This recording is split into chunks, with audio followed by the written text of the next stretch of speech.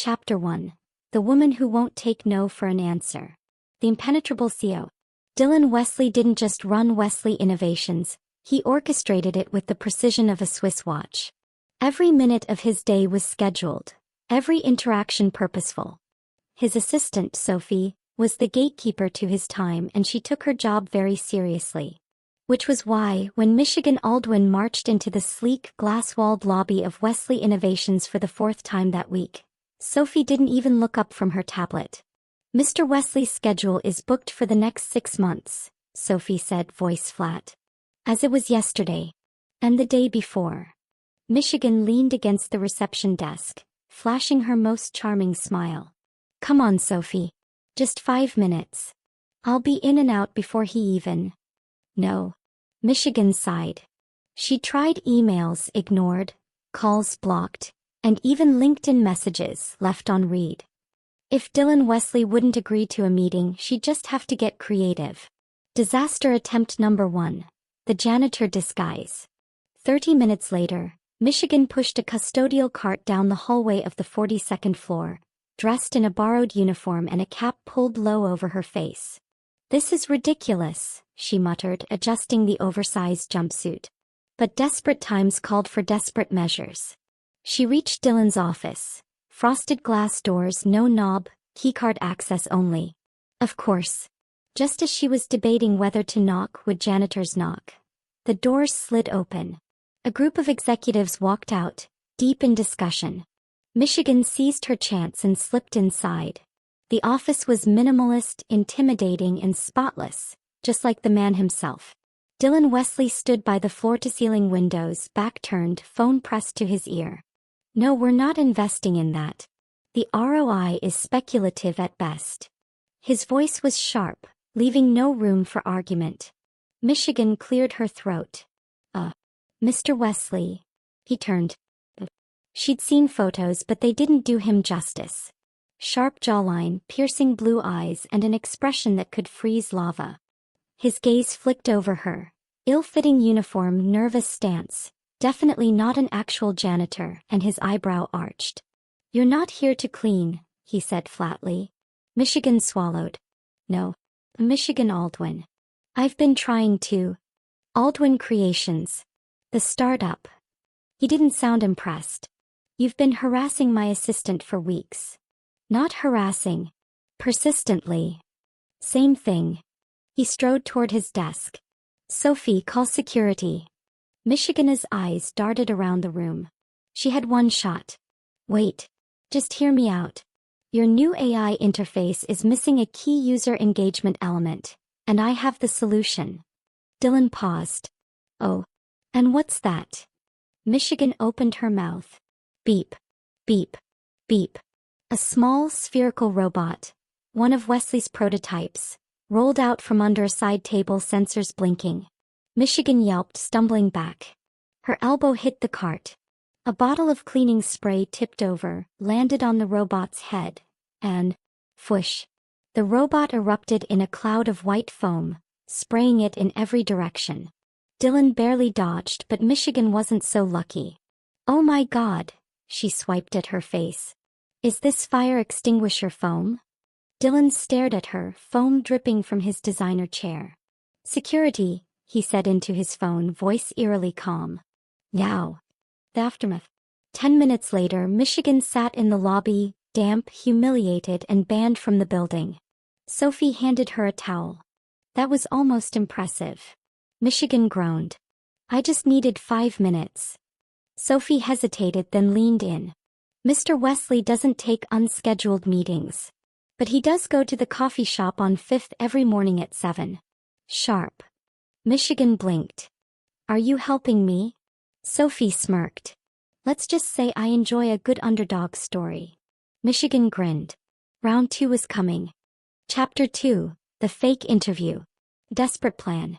Michigan Aldwin sat cross-legged on her apartment floor, surrounded by half-empty coffee cups, scribbled notes, and her laptop, open to a very incriminating web page.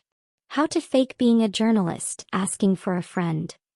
She groaned, rubbing her temples. "This is a terrible idea." But after the Great Robot Foam incident, she was officially banned from Wesley Innovations. If she wanted Dylan Wesley's attention, she needed a new angle. Her phone buzzed. A text from her best friend, Jules. "Girl, just give up. You've been blacklisted by security. It's over." Michigan typed back furiously. "It's not over. I just need to get him outside his office. Somewhere he can't have me dragged out by security." Jules replied, "What are you planning?" Michigan grinned. "I'm going to interview him." "You're not a journalist." "Not yet." 2 days later, Michigan stood outside the Daily Tech, one of the city's biggest business magazines, clutching a fake press badge she'd borrowed from Jules, who actually worked there. "This is fraud," Jules hissed, adjusting Michigan's blazer. "If you get caught." "I won't." Michigan straightened her glasses, a prop to make her look more journalist-y. "I just need 5 minutes with him. Once he hears my pitch, he'll want to work with me." Jules gave her a look. "Or he'll sue you for impersonation." Michigan ignored that. "Where's the event again?" "The Ritz-Carlton. Tech Innovators Luncheon. Dylan's the keynote speaker." Michigan smirked. "Perfect. Disaster strikes again." The luncheon was packed. Suits everywhere, champagne flutes clinking, the hum of polite networking filling the air. Michigan clutched her fake recorder and notepad, scanning the room for Dylan. There. He stood near the stage, impeccable in a navy suit, surrounded by executives hanging on to his every word. Michigan took a deep breath and marched over. "Mr. Wesley." She flashed her fake badge. "Mich Aldwin, the Daily Tech. Could I steal a quick word before your speech?" Dylan turned and his expression froze. "Oh no. He recognizes me." But then, his lips twitched. "The Daily Tech, huh?" Michigan's heart pounded. "Yep. Big fan of your work." Dylan studied her for a long moment. Then to her shock he said, 5 minutes. "Follow me." He led her to a quieter corner away from the crowd. Michigan barely contained her excitement. This was working. She hit record on her phone. "So Mr. Wesley." "Let's skip the act," Dylan interrupted, voice low. "I know you're not a reporter." Michigan's stomach dropped. "I what?" "No, You're Mich Aldwin. The woman who destroyed a $20,000 prototype with cleaning supplies." She winced. "Yes. But in my defense, that robot had terrible reflexes." Dylan's mouth quirked. Was that almost a smile? Before his expression hardened again. "You're trespassing." "Again." Michigan set her jaw. "I just need 5 minutes to pitch you. My app could revolutionize your user engagement metrics and..." "No. You haven't even heard it." "I don't need to." He checked his watch. "Security will be here soon. I suggest you leave before they escort you out." Michigan's face burned. This wasn't fair. She'd done her research, she had the data. Why wouldn't he just listen? Then salvation. A sharp, polished voice cut through the tension. "Dylan, darling. Avoiding me." A stunning woman in a couture dress slid up beside Dylan, her smile razor sharp. Michigan blinked. "Who is this?" Dylan's jaw tightened. "Claire. Didn't realize you were attending." "Claire Sterling." Michigan recognized her now. CEO of Sterling Tech, Dylan's biggest rival. And apparently his ex. Claire's gaze flicked to Michigan. "And who's this?" Dylan opened his mouth, but Michigan, ever the chaos gremlin, stuck out her hand. "Mich Aldwin. I'm here with the Daily Tech." Claire's eyes narrowed. "Really? I know all the writers there. I don't recognize you." "Oh." Dylan smirked. "Funny coincidence." Michigan's pulse skyrocketed. He was so busted. Then, divine intervention. A waiter passed by with a tray of champagne flutes. Michigan lunged for one. Oh, thirsty. But her elbow knocked into Claire's arm. The glass tipped. Red wine splashed directly onto Claire's pristine white dress. Silence. Claire looked down. Then up. Her expression turned murderous. "You little..." Dylan grabbed Michigan's arm. "We're leaving." He hauled her away before Claire could summon security, or possibly a hitman. The aftermath. Outside the hotel, Dylan finally released her. Michigan winced. Okay, that could have gone better. Dylan pinched the bridge of his nose. You just ruined a $10,000 dress. It was an accident. Everything with you is an accident. Michigan crossed her arms. Look, I tried doing this the professional way, but you ignored all my emails. Dylan exhaled sharply. Fine. You want a meeting? Michigan perked up. Yes. Here's the deal. His voice was icy. If you can go 1 week without causing a disaster, I'll hear your pitch. Michigan gaped. That's it. That's it. He pulled out his wallet and handed her a business card. My personal number. Don't abuse it.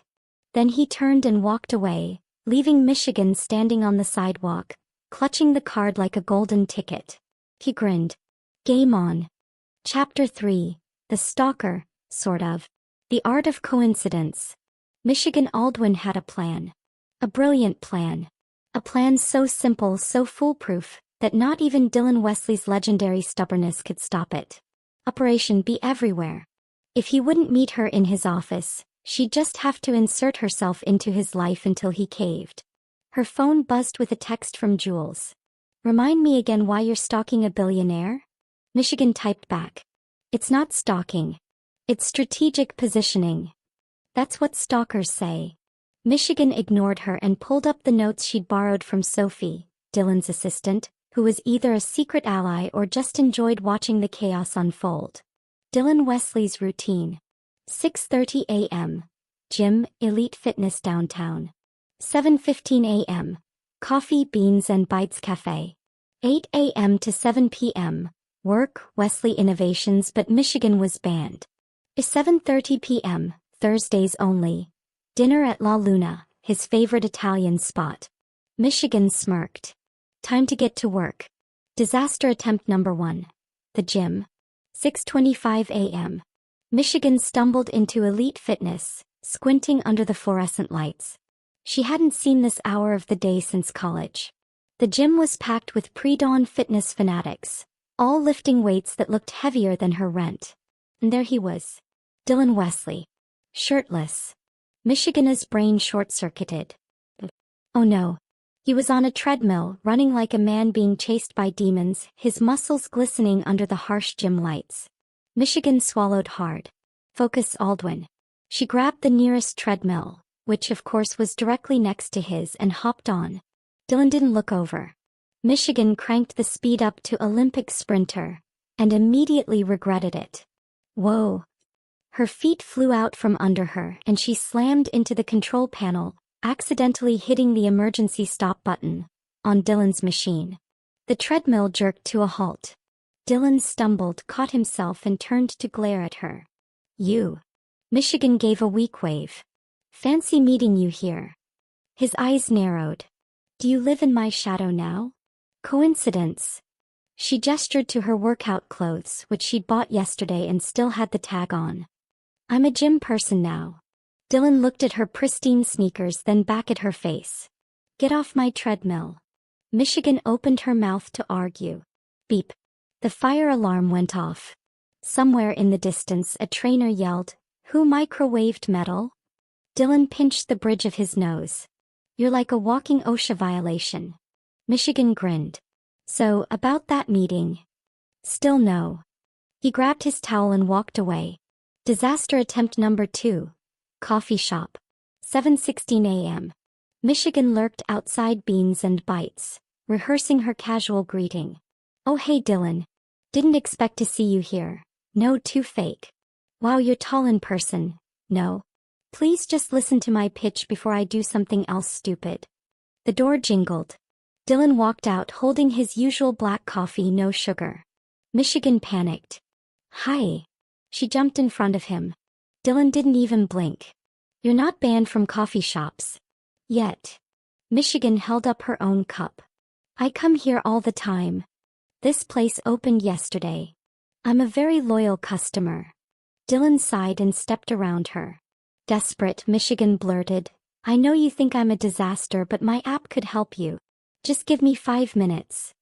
Dylan paused. Fine. Michigan's heart leapt.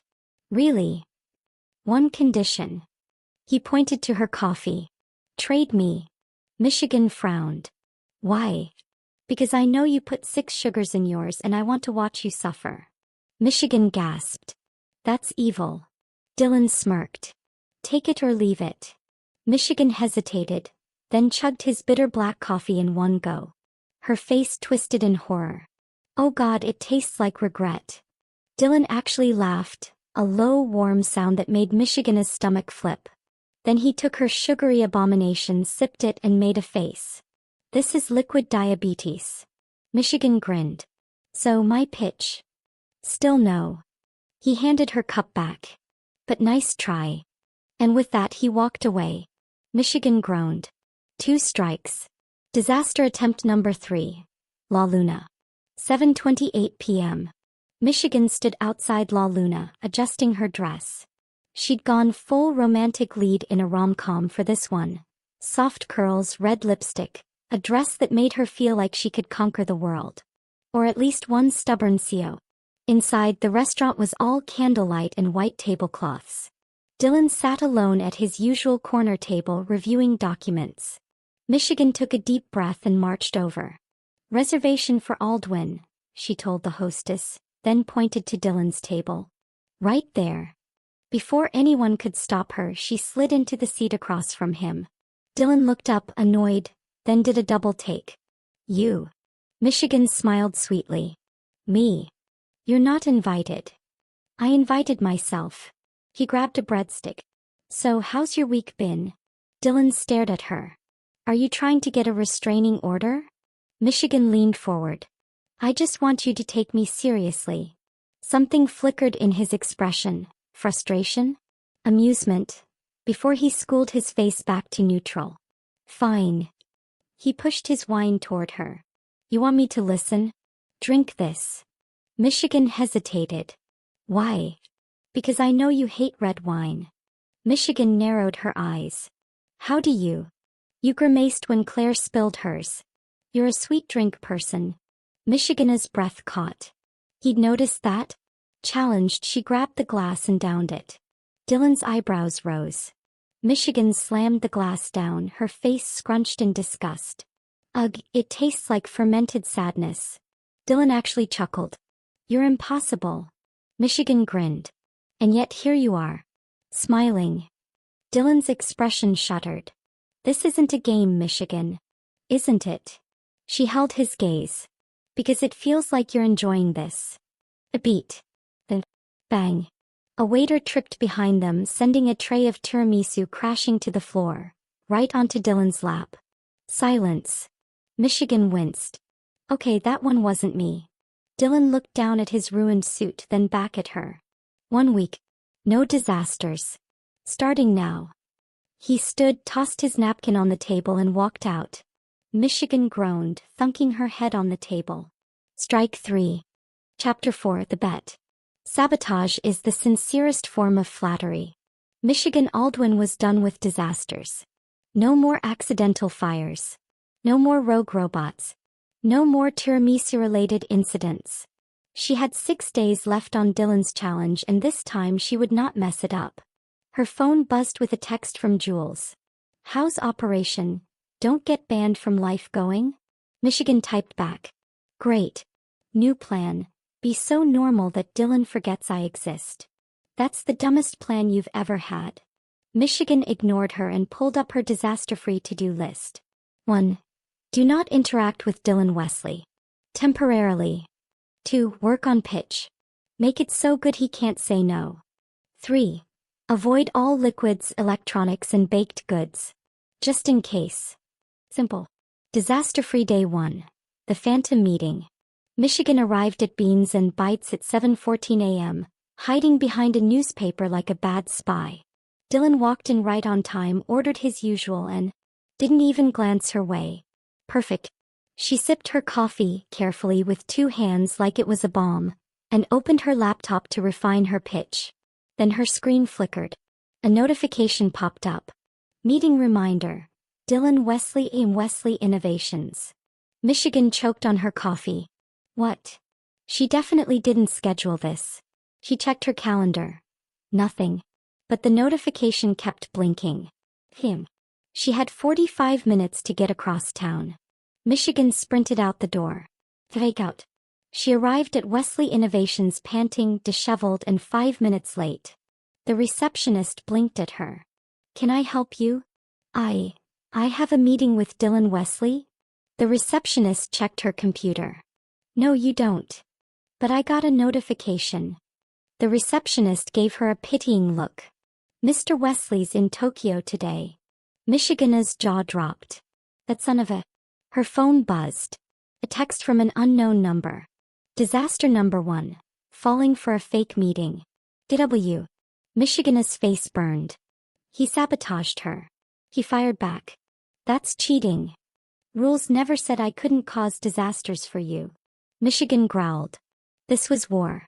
Disaster-free day 2. The mysteriously relocated lunch. Michigan was not falling for another fake meeting. She worked from home, ate prepackaged salads, no dressing, too risky, and triple-checked every email. Then a notification. Your delivery order is ready for pickup at Taco Bell 12:30 p.m. Michigan frowned. She didn't order anything. But the restaurant was her favorite. He was hungry. She caved. When she arrived, the hostess smiled. Miss Aldwin. Your private dining room is ready. Why, what?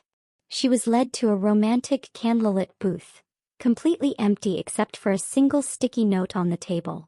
Disaster number 2. Walking into an obvious trap. DW. Michigan's eye twitched. Her phone buzzed. Dylan. Enjoy the tacos. They're on me.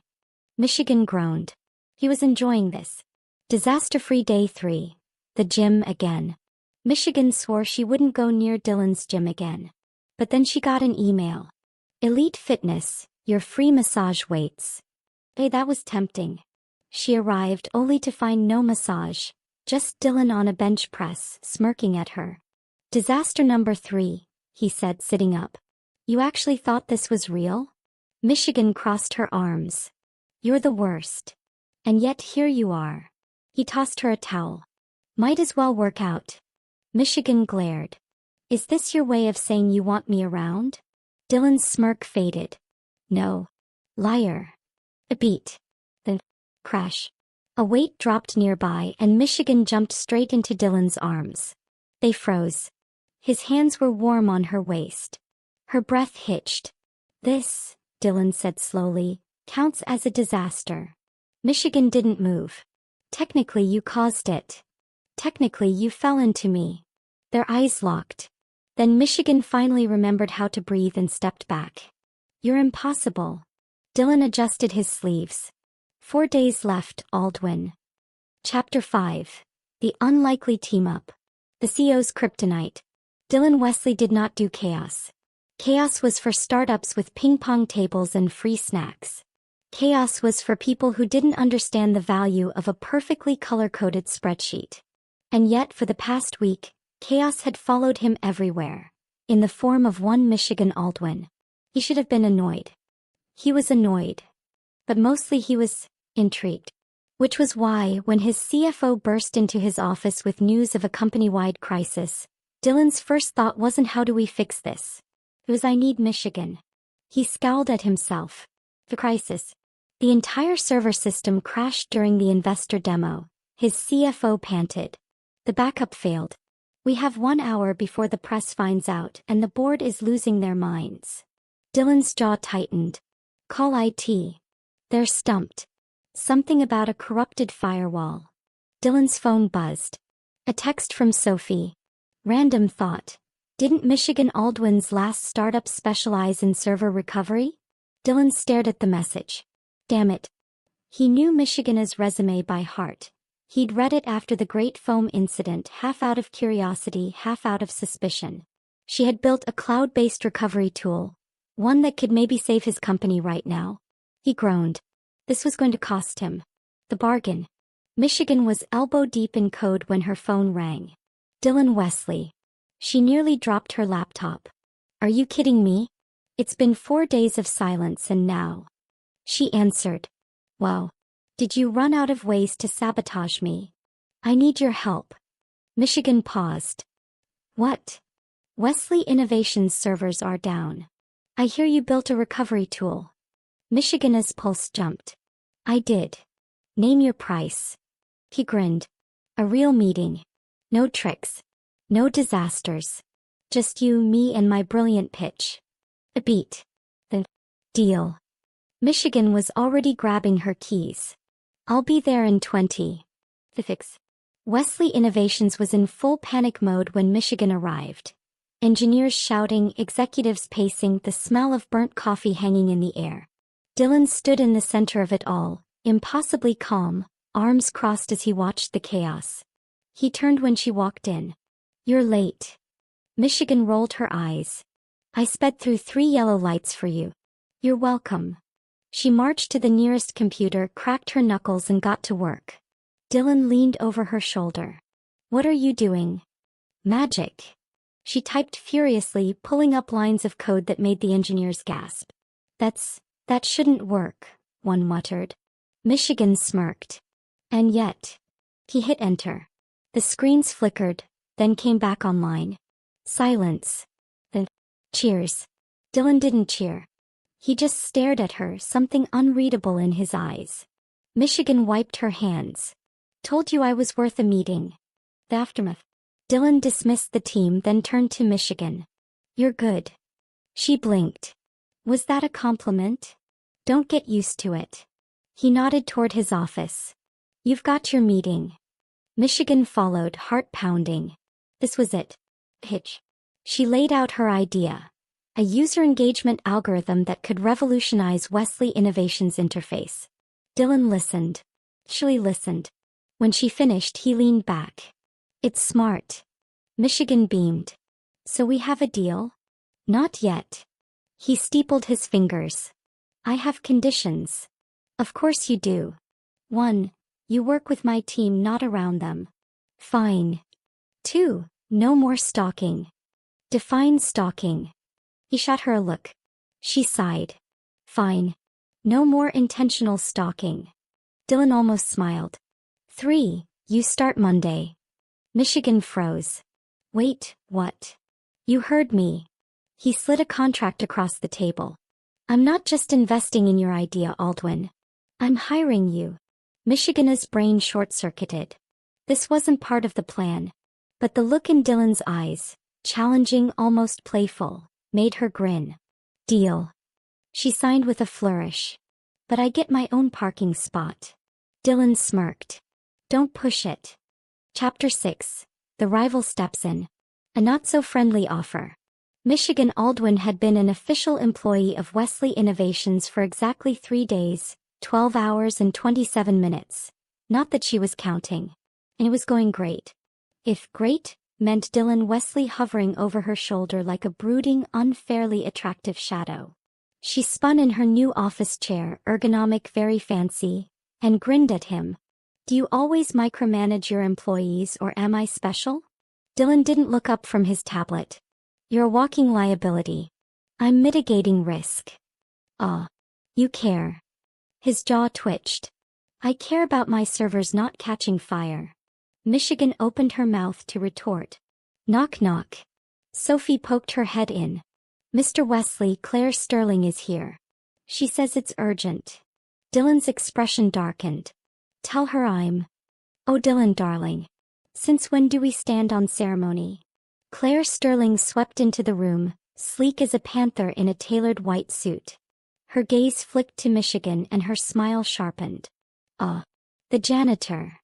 Michigan bristled. Technically, I'm a lead developer now. Claire ignored her, turning to Dylan. We need to talk. Alone. Dylan didn't move. Anything you have to say, you can say in front of Michigan. Claire's perfectly sculpted eyebrow arched. Really? Even if it's about her? Michigan's stomach dropped. Oh no. The poison deal. Claire dropped a folder on Dylan's desk. Aldwin Creations. Cute little startup. Terrible financials. Michigan lunged forward. Hey. Dylan held up a hand, silencing her as he flipped through the papers. His expression grew stormier with each page. Claire smirked. She's drowning in debt, Dylan. And now she's inside your company. Michigan's face burned. It's not like that. But Dylan wasn't looking at her. He was staring at Claire. What do you want? Claire sighed, faux sympathetic. I'm helping. Sterling Tech is willing to buy Aldwin Creations. A generous offer, considering. She turned to Michigan, all debts cleared. Full creative control. If you walk away from Wesley Innovations. Silence. Michigan's pulse roared in her ears. This was a lifeline. One that would save her company, her team, everything. But it meant betraying Dylan. She looked at him. His face was unreadable. The Cold War. Dylan finally spoke, voice icy. Get out. Claire blinked. Excuse me. You heard me. He stood towering over her. This is my company. You don't get to poach my employees. Claire's smile turned venomous. She's not your anything, Dylan. And we both know you'd do the same in my position. She turned to Michigan, think about it. The offer stands for 48 hours. Then she was gone, leaving tension so thick you could hack at it with an axe. Michigan swallowed. Dylan. Did you know about this? What? No. Then why does she have your financial records? Michigan flinched. I don't know. Maybe she hacked. Or maybe you're playing both sides. His voice was quiet, deadly. Michigan's temper flared. Oh, come on. You just hired me because I saved your company. Why would I? Because you're desperate. The words hung in the air like a slap. Michigan went very still. Dylan immediately looked like he regretted it, but it was too late. Wow. Michigan laughed hollow. Guess I know what you really think of me. She grabbed her bag and headed for the door. Dylan called after her. Michigan. Don't worry, boss. She didn't turn around. I'll have my resignation on your desk by noon. The aftermath. Michigan spent the next hour storming around the city, too angry to cry. Desperate. That's what he thought of her. Her phone buzzed. Jules. Claire Sterling just called me. WTF is happening? Michigan groaned. Of course Claire went straight to her team. He typed back. She's trying to buy Aldwin Creations. Wants me to quit Wesley Innovations. Are you gonna? Michigan hesitated. Did she even have a choice? The ultimatum. Dylan found her at Beans and Bites because of course he did. He slid into the seat across from her, looking uncharacteristically rumpled. Michigan didn't look up. Here to fire me in person? I shouldn't have said that. Which part? The desperate thing or the playing both sides thing? Dylan exhaled sharply. Both. Michigan finally met his eyes. Do you really think I'd betray you? A beat. No. The word was so quiet she almost missed it. Dylan ran a hand through his hair. But Claire doesn't make offers unless she's sure she can win. And your company is in trouble. Michigan's throat tightened. So what are you saying? Dylan leaned forward. I'm saying fight back. Michigan blinked. What? You want to save Aldwin Creations? Then save it. You're smarter than Claire. Prove it. Michigan stared at him. This wasn't an apology. But it was something better. A challenge. She grinned slowly. You're on. Chapter 7. The Grand Romantic Gesture with a Twist. The Last Resort. Michigan Aldwin was done. Done with Dylan Wesley. Done with Claire Sterling's mind games. Done with fighting for scraps of respect in a corporate world that never wanted her in the first place. She slammed another shirt into her suitcase. Jules leaned against the doorframe, arms crossed. So that's it? You're just leaving? Yep. Michigan zipped the bag with more force than necessary. Claire wins. I'll sell Aldwin Creations, pay off my debts, and start fresh somewhere that doesn't have a 6-foot-tall emotionally constipated CEO ruining my life. Jules raised an eyebrow. You don't mean that. Michigan hesitated. No, he didn't. But what was left for her here? Dylan had made it clear what he thought of her. And she refused to be anyone's charity case. Her phone buzzed. Sophie. Mr. Wesley has been insufferable all day. Just thought you should know. Michigan rolled her eyes and tossed the phone aside. Not her problem anymore. The going away party, that nobody asked for. Jules, being Jules, had hijacked Michigan's pity party and turned it into an actual party. By 8 p.m., Michigan's tiny apartment was packed with her startup team, a few Wesley Innovations co-workers, who were definitely risking Dylan's wrath by being here, and enough pizza to feed a small country. Michigan nursed a margarita, her third, and tried to ignore the Dylan-shaped hole in the room. "You're really not gonna talk to him before you go?" Jules asked, stealing a slice of pepperoni. Michigan scowled. "What's there to say? Thanks for calling me desperate? Have a nice life." Jules opened her mouth. Knock, knock, knock. The room fell silent. Michigan's heart lurched. "Oh, no way." She marched to the door and yanked it open. Dylan Wesley stood there looking like he'd just run a marathon. His tie was loose, his hair was a mess, and his eyes were wild, determined. Michigan blinked. "Are you drunk?" "No." He shoved a thick folder into her hands. "I'm right." Michigan frowned and flipped it open. Financial projections. Legal documents. A signed offer letter. Her breath caught. "What is this?" Dylan stepped closer, his voice low. "A real deal. Wesley Innovations buys Aldwin Creations, not Sterling Tech. Your team stays intact.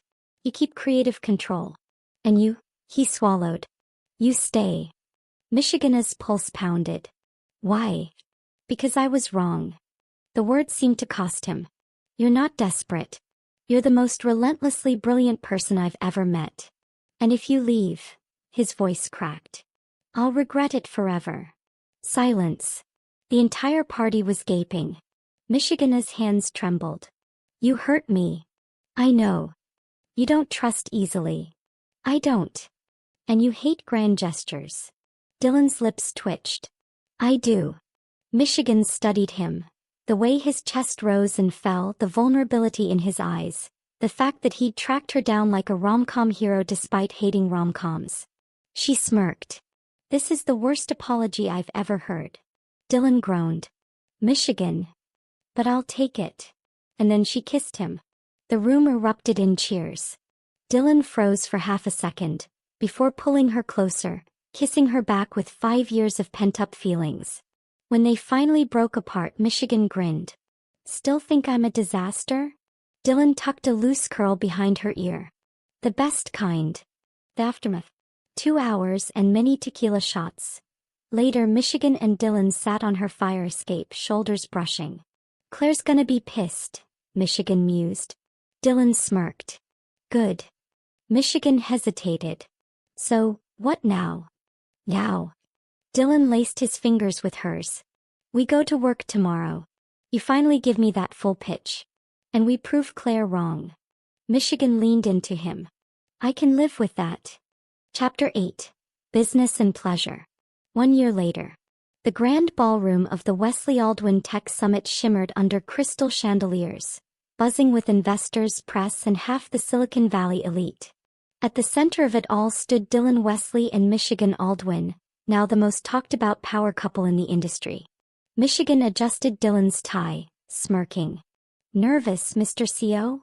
He caught her wrist, his thumb brushing her pulse point. "Only about how long this speech will take before I can get you alone." She laughed, swatting his chest. "Down, boy. We have a company to run." "Our company," he corrected, voice low. "Ours." The word still sent a thrill through her. The speech. Dylan took the stage, commanding the room with just a glance.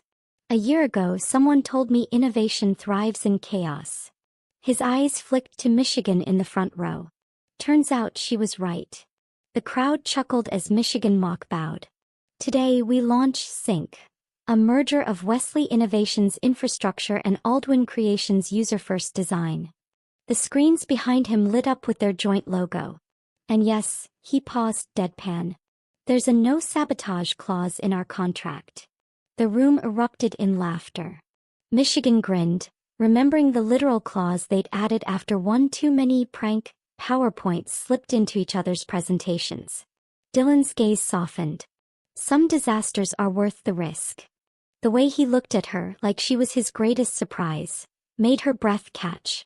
The celebration. After the speeches, the party kicked into high gear. Michigan twirled a champagne flute, watching Dylan charm a group of investors with uncharacteristic ease. Jules sidled up, grinning. Who knew the Ice King could melt? Michigan snorted. Took a flamethrower. Speaking of heat, Jules nodded toward the terrace. Go. Before he combusts from staring at you like that. Sure enough, Dylan's gaze burned across the room, his let's get out of here look unmistakable. Michigan set down her glass. Duty calls. This. The terrace was quiet, lit by strings of golden lights and the city skyline. Dylan leaned against the railing, loosening his tie as she approached. You, he said, were brilliant today. She stepped into his space. We were. He cupped her face, callous thumb tracing her cheekbone. Michigan, just her name rough with emotion. She rose onto her toes, closing the last inch between them. Their lips met, slow, deep, a year of shared laughter and whispered promises in every touch. Dylan's arms banded around her waist, pulling her flush against him. The scent of his cologne, the warmth of his hands under her blazer, the way he kissed, like he'd never get enough. It all made her dizzy. When they finally broke apart, breathless, Michigan grinned against his mouth. Still hate grand gestures? Dylan nipped her lower lip. I'll make an exception. The epilogue, Sync. 6 months later. The Sync app hit 10 million users in its first week. Michigan celebrated by crashing Dylan's morning meeting with a tray of donuts. He didn't even blink. Sit down, Aldwin. You're late. She dropped into the chair beside him, stealing his coffee. You love it. Dylan slid a contract toward her. New clause.